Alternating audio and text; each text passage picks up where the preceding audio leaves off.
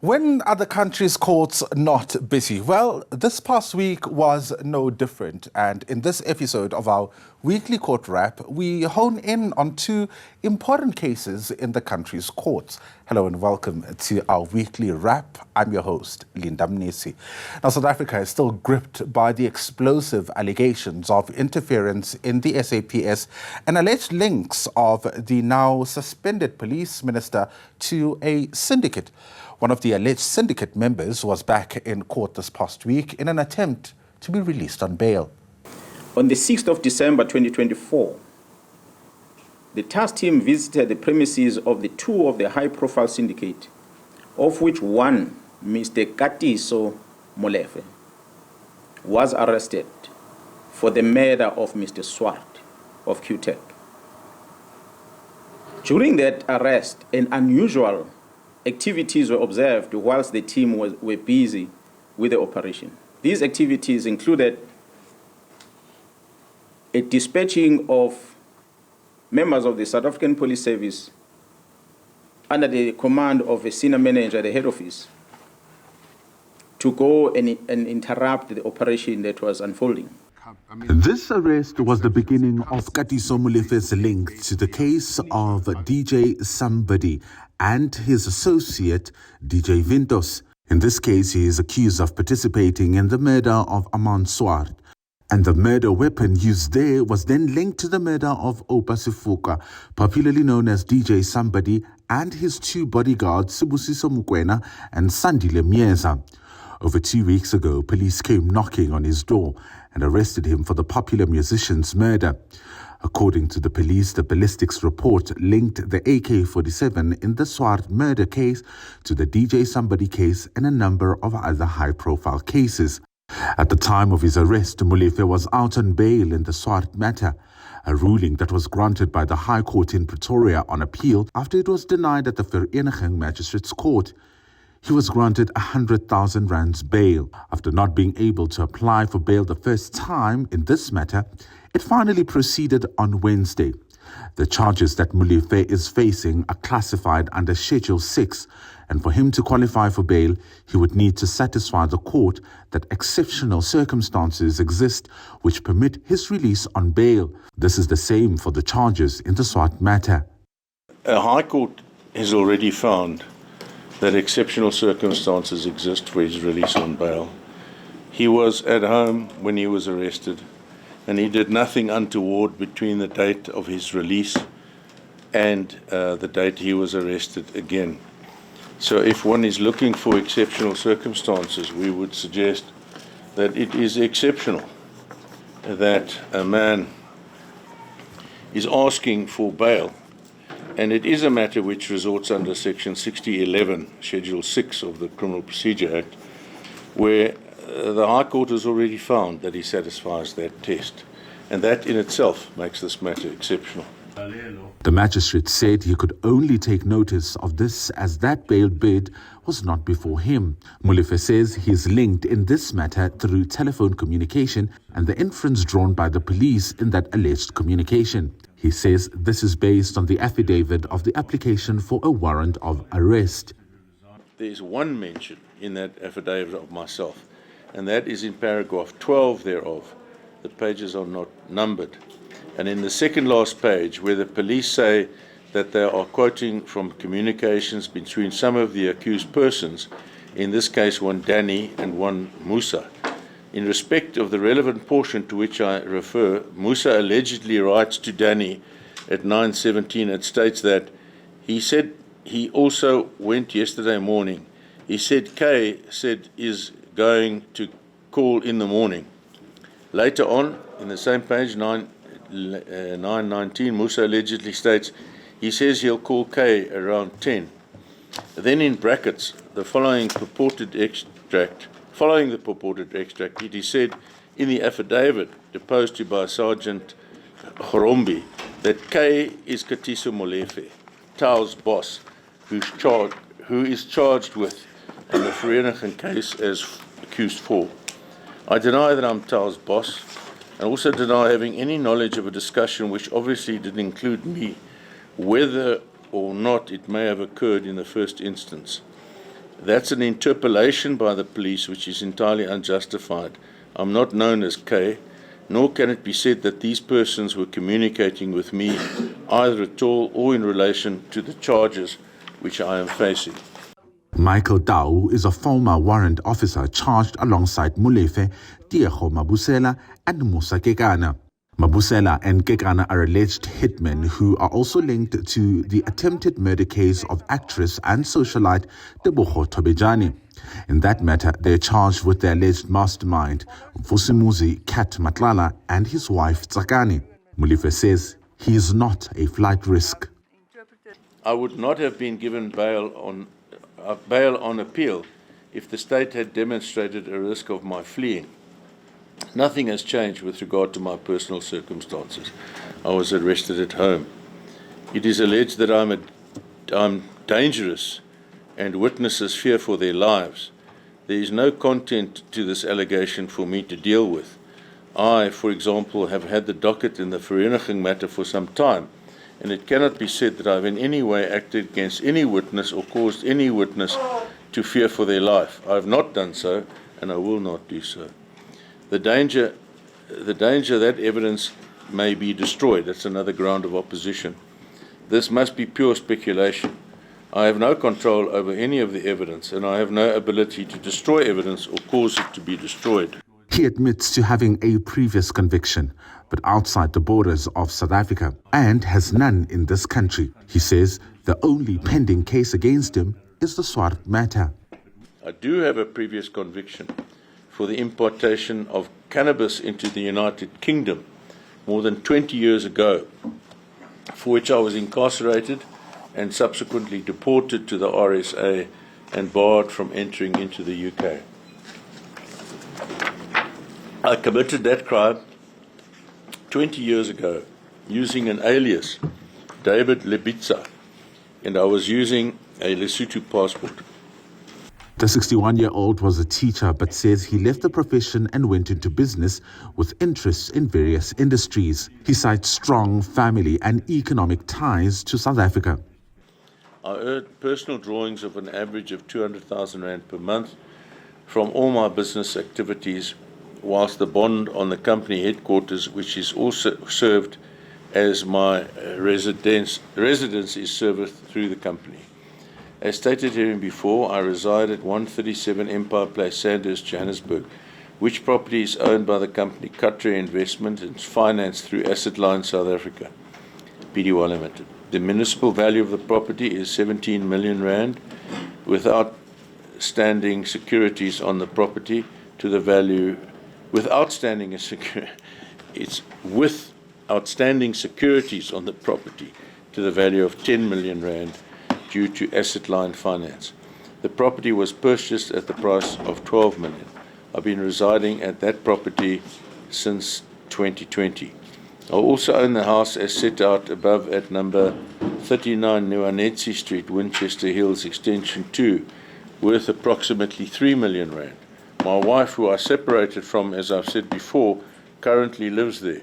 We are married in community of property. There's been speculation about the reason for the two DJs' murders, but in opposition of bail, the state for the first time revealed that this was a hit related to illicit trade of narcotics. The information indicates that the applicant is active in the illicit drug trade and that the killing of the DJs was connected to this.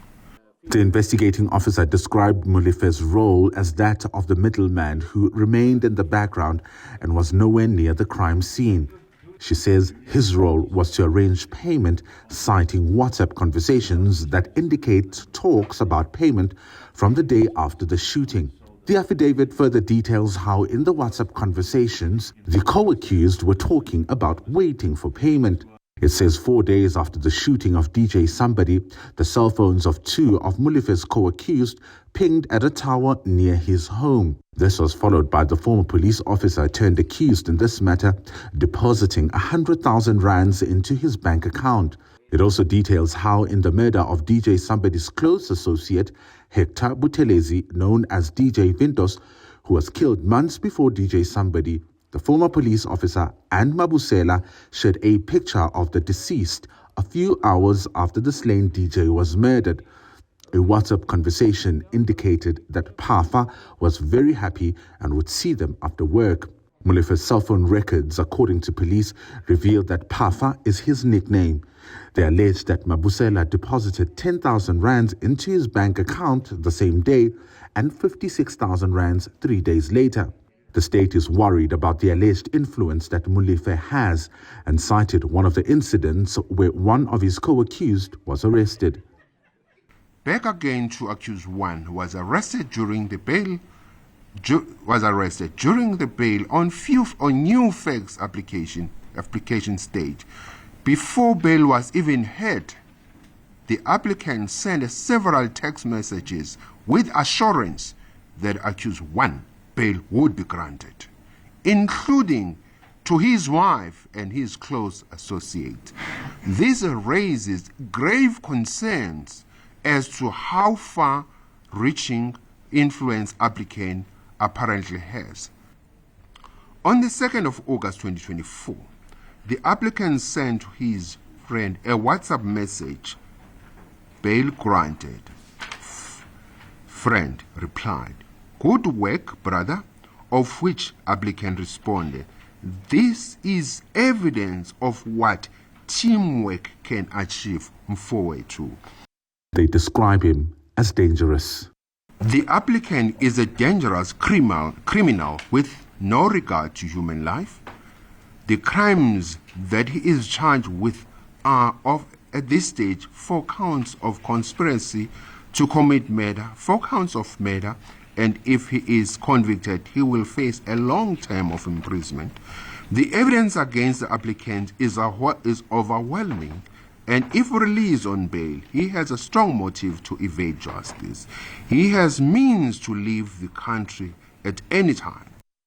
To support the claim of evasion of trial, they cite, among others, that he traveled abroad over 115 times over a specific period of time.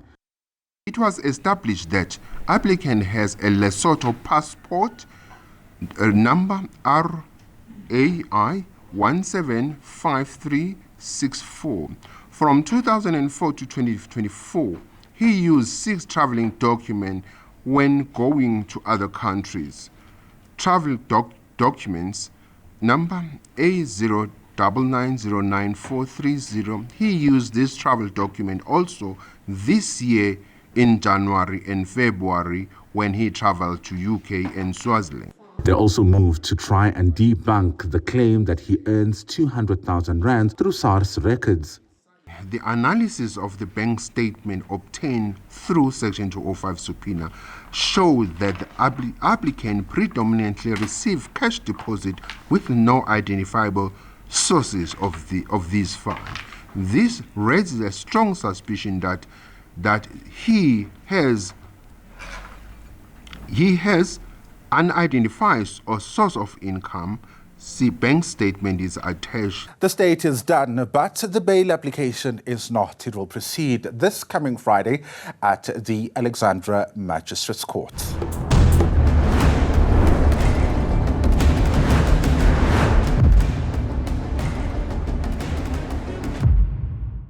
Welcome back. You're still watching our weekly court wrap, and I'm Linda Mnisi. We turn our attention now to the Senzo Meyiwa murder trial. It resumed this past week for feedback on whether Legal Aid South Africa, the funders of the accused in this matter, were going to foot the bill of their legal bid to have the matter thrown out on grounds that there are no reasonable prospects of a conviction. The Constitutional Case Management Committee of Legal Aid South Africa is the body that considered what appears to have been a request from the defense, and a decision was then taken. The court previously heard that the committee would sit on the 6th of August, the day before the matter resumed. After consideration of the request from counsel, the decision was then communicated with the accused. Of the opinion that it will be in the best interest of administration of justice from their point of view that we bring this section 174, and then thereafter they started to ask certain questions that I was not in a position to respond to. And then requested legal aid to go and attend to those questions or to answer those questions as are questions that should really be answered by legal aid. So there were still some deliberations around the questions that they had been asking legal aid. Then there was a moment when we were requested to come and see the court in chambers with a team from the state attorney. So we had not yet finalized those discussions. But I stated to them very clear that it will be it will be a challenge on my part to go and sit for 4 weeks in preparation of the Section 174 without any reimbursement. And I'm repeating that it's going to be a very serious challenge, Manuel. Without what? Without reimbursement. In other words, I'd need to go and sit in my chambers for 4 weeks preparing for this 174 because it's going to be a very detailed 174. And at the end of it, will just be seated there, fully concentrating on this application, not be involved in other work. I don't think I'll be in a position to do that, my lord. I've already done that since January. I've read almost like 40,000 pages, and I don't want to get there. But I don't think I'll be in a position to do that for the second time again, my lord. Thank you. That is the But position. what are your instructions from your clients? My instructions from the client are that, my lord, they would still wish us to bring the Section 174. But the challenge is who's going to finance it? The lawyer for accused number 2, Sipho Mosipele, tells the court that legal aid gave them a response on the prospects of the application. Indeed, we have had discussions with our instructing attorneys, legal aid, and in particular, Mr. Ntanzi, Sibia, and others, my lord. My lord, briefly, I'm not going to talk about finances and all of that because that's matters that should be in the private sphere. So I'm not going to talk about that, my lord. My lord, my instructions simply were still to proceed with the application for Section 174. However, having discussed the matter with our instructing attorneys, they feel that we stand less chance in succeeding in the merits thereof. That's what they've just told our clients, that we don't have a leg to stand on the 174 application, my lord. Then I'll have to take instructions again from Mr. Ntanzi, having been advised that we don't stand a leg on the 174. Yet we are given the green light to go, but the view is that there's no leg to stand on, my lord. Ngumalo says their request also did not receive a favorable response. The Constitutional Case Management Committee from the Legal Aid Board sat yesterday,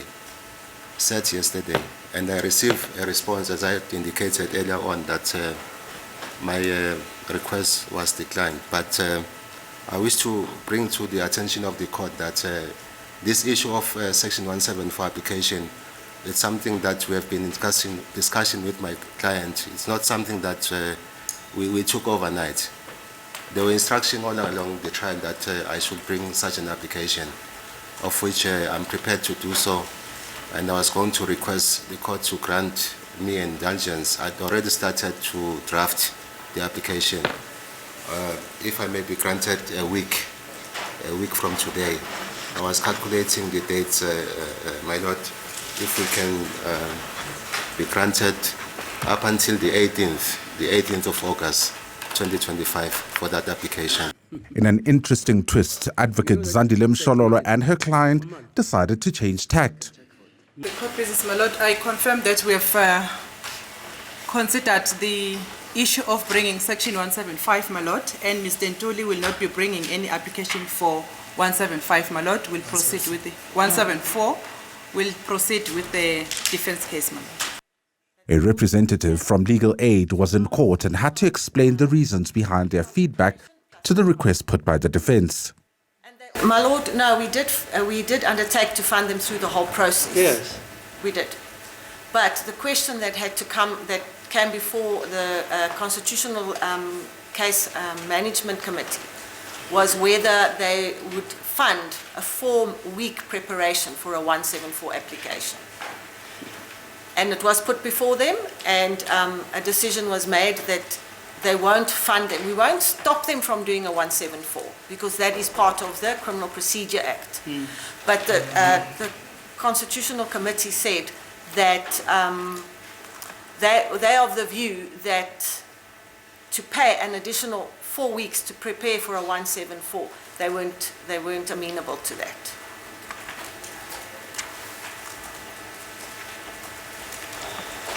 Yeah, okay. But you're prepared to fund an application for 174? Well, it's the appearances, yes. And in terms of the tariff, they obviously are entitled to fees in terms of the tariff. In terms of the tariff, they've got 2 days, 2 hours preparation per day, plus obviously the court appearance. But in addition to that, legal aids are prepared to give the additional amount. With legal aid not funding the 4 weeks of preparation, the court asked if there are any reasons why Mnisi cannot prepare in a week. That was just my estimation, my lord. I've taken into account the issues that I need to deal with. I've taken into account the volume of work that I need to go through in preparation for this application, and I've taken into account the number of accused that I'm representing, my lord. And I'm also taking into account the nature of the evidence that was led against accused number 1 and against number 2 up to this stage of the trial. Mnisi then told the court of the stance they had now taken. My lord, my position still stands. The accused are saying, well, they would have wished to bring this section 174, but if circumstances do not permit, they will not bring it. That's their message. They have agreed what? They are saying they would have wished for the 174 application to be brought for them, but if circumstances do not permit, then they will go with what is not permitting. In other words, they will go with those circumstances that do not permit them to bring the 174. And so did Ramosipeli. My solution will go through back and forth. Let it be the conscience of each attorney or advocate counsel to decide, given the instructions, what they want to do. So my suggestion will be the 18th as muted by Advocate Ngumalo should be the tentative date. Whoever wants to apply and finish the written heads will be that date tentatively, and after they've been finished, then the state will be afforded some time to respond thereto, my lord. Advocate Ngumalo is the only counsel that has definitively decided to go ahead with his application. I've made a decision, my lord. So if one says, let us see on the 18th, I've made a decision, a conscious decision, that I'll proceed on the 18th with my application. But the other issue will be the filing of the heads of arguments. I think that's the issue that we have to discuss with my learned colleague, Advocate Badoy. Parties have agreed to have papers filed by the 15th of August, with the argument set to take place on the 25th of this month. The matter was adjourned until then. After the break, we speak to Legal Aid South Africa on this matter. Don't go anywhere.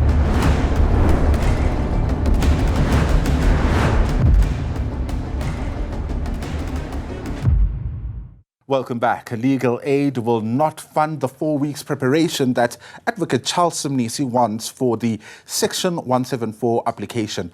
But it says it has no problem with the accused going ahead with this discharge application. We spoke to Legal Aid's Stephen Mufugeng, who is the Gauteng Provincial Executive. Take a look. So we're hearing in the Senzo Meyiwa murder case that for some of the accused, Legal Aid basically believes that the chances of success for a Section 174 application are slim. Why do you think so? No, it's not Legal Aid believe that the chances of success are slim. Legal Aid, it says to the applicant that yes, they can apply for Section 174. We agree with you. However, the issue of contention, it was an issue of an increased fee, which we said that we cannot grant you an increased fee insofar as the prospect of the success of Section 174. That one, it is determined by the presiding officer and the applicant. Yes, they can apply. They know it's within the right of the legal practitioner and the client to apply for 174. Yes, so essentially what they are saying is that um, this is an information that they received from you, that particularly accused number two's lawyer saying that the exact words used are, they say we have no leg to stand on. Yes, what we said to them to inform the accused and also legal representative when they apply on behalf of their client, we inform that look, one thing that legal aid do, we give you instruction, and the instruction is in terms of the prescribed tariffs. And in terms of the prescribed tariff, 174 is a part of the application. And when you come before us and apply for increased fee and to the special fee for that which is not covered by our tariffs, then we have to, or even if where you want increased fee, we had to check and determine the merits of the application that you are sending to us, whether that is there any prospect here in this regard.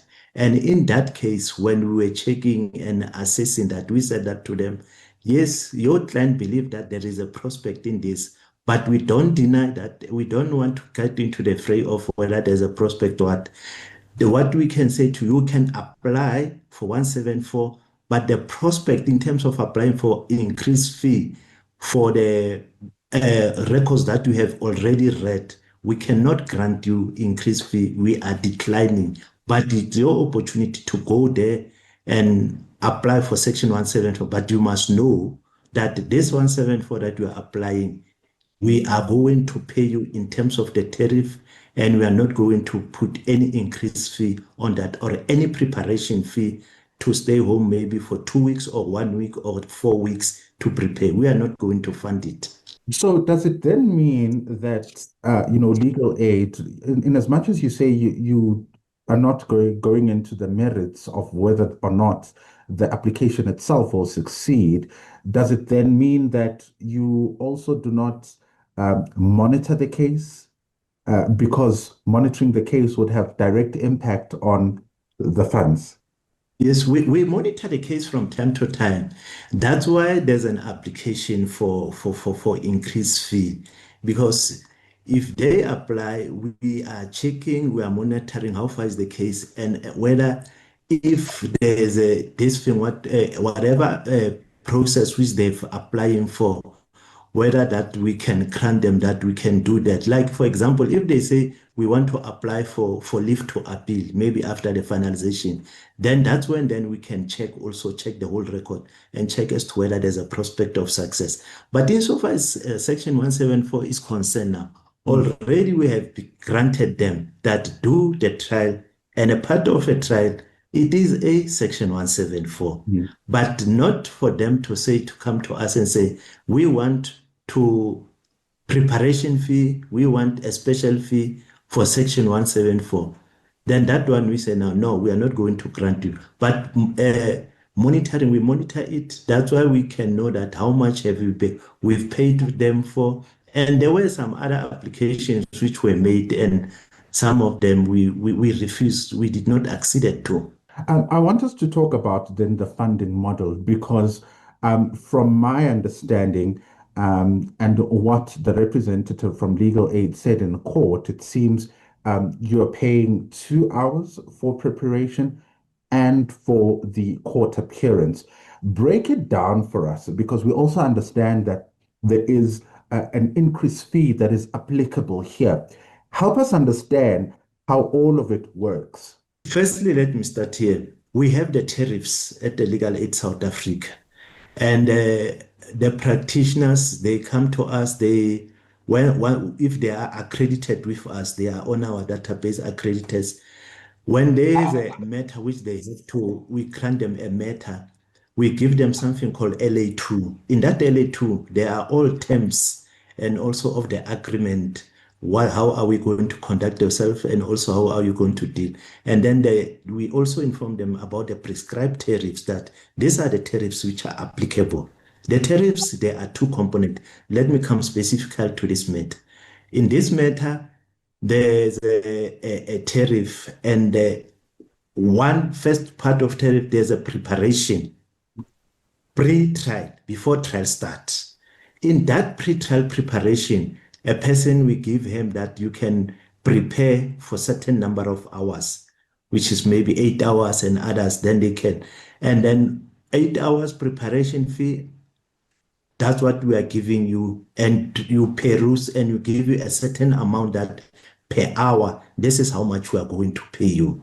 So a person can stay maybe at home and then stay for 1 month, like in the case of Mr.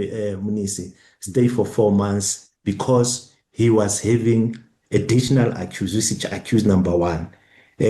Accused number one, he was entitled to pre-trial because he was dealing with another attorney. Now we are giving him this. Now he was entitled. We gave him that increased fee and also pre-trial preparation. And the invoice that which we submitted, those invoices were paid in terms of our agreement. Then the second issue of preparation, it's in trial. When there's a trial process are running, now this time, because remember you had a pre-trial preparation, we paid for those things. Now when you say it's like something refresher, we say we can give you a maximum of 2 hours in trial. When the trial proceeding, we first accuse, and then we'll give you additional again an hour for the second accused and the third accused, where so you can then consult, refresh yourself there, and then you can claim there. But that provides it must happen while the matter it is still in court and the matter is proceeding. We can't give you that when you are not at home and the matter is not proceeding. That's why we call in-trial preparation fee. And we have made that in this case because 174 is a part of the whole criminal proceeding. It's just a stage in a criminal proceeding. Like in case of a trial within a trial, section 174, mitigation of sentence, it's a part of trial. So there's no special tariff for that you must prepare for every stage of the criminal proceeding. Help us then understand the increased tariff, because my understanding is that the increased tariff is usually applicable in somewhat complex matters. It's not in every matter where this increased tariff would apply, right? Yes. Increased tariff, we give you increased tariff on a semi-complex matter and then also on complex matter. And they don't go, they differ from the percentage as well. If it is a very complex matter, then we give you the maximum tariff also that we are going to pay you in terms of this. And in this matter of a Senzo Meyiwa case, they've applied before the issue of on the 7th. The practitioner applied for increased fee and they justified the number of documentation, the matter starting de novo. They have to read the whole records and also they had to read the other statement. So this was at the beginning of the trial? So at the beginning of the trial when they were applying for the increased fee at that time. And then we said, yes, it's justified the volume of the matter to the documentation to prepare. They must go through the record, all of the records they are going to start with and then we give them the increased fee based on that and also this type of matter. And also again, taking into account, remember when this matter, when they were coming at Legal Aid South Africa, there were some of the accused, they were private accused, which they were funding their own legal representative. So in order not to delay the matter, then the legal aid were also, they apply, they say, we want funding and also this matter start de novo. Legal aid can come in, then they apply. And we found that they qualify because all of them, they are in custody. They don't have a source of means of income. Then they qualify. And then we take over the practitioner who were doing the very same bed. And then they've applied for increased fee after that. And then they were granted that increased fee. So and the second bite of increased fee again, it was Mr. Mnisi again when he gets accused number 1, where after Mr. Mgemezulu passed on, may his soul rest in peace. Then we granted him increased fee, that we can give increased fee in that and read all those documents when you are saying there are 40,000 documentation. When at this particular point, when you apply that increased fee, it's still part of this throughout the trial. My next question then is, it seems here that the request was to get more hours over and above the increased fee that you gave them, which would mean that they get more money. Yes, it's translated to that. If you request more hours on increased fee, now we give you additional amount, because in a way it also falling under our tariffs. It's an increased fee because now we are deviating from prescribed tariff. We are giving you in terms of because remember, for every rule there's an exception where we say under this special circumstances which are exceptional, we can deviate and then we give you this increased fee, which is there in terms of our tariffs, and the tariffs prescribe how can we do the increased fee and what must we look, and how in what instances we can give increased fee. So in this instance, one, already they have read the record. There was a pre-trial, we gave them the fee. Secondly, for accused number 1 and 2, he came again for accused number 1, and then he get again the fee to prepare for those months again. The same records, same everything. So that for this time now again, it will be again increased for the third time on same records and on same documentation, which are before court and the same evidence. So it's basically unreasonable in your view. It's an unreasonable. So in our view, yes. When it came before CCMC, it did not pass the test. That the CCMC then they found that it is not justified, and also this is cannot qualify to give them this additional fee, and that's how the application was declined, and they said no. We are not going to grant this application. So far, I know you had previously released the figures and the amount of money that you had already spent, which is in excess of 6 million rand. What is the updated figure in this particular matter? Yeah, the updated figure for now, I'm not, but the one which we released last time, it was 6 point, like you are indicating now. But we will have to check whether they've then submitted their invoice and everything, those figures. But the figures, yes, definitely it will be slightly more than the previous one when we're indicating now.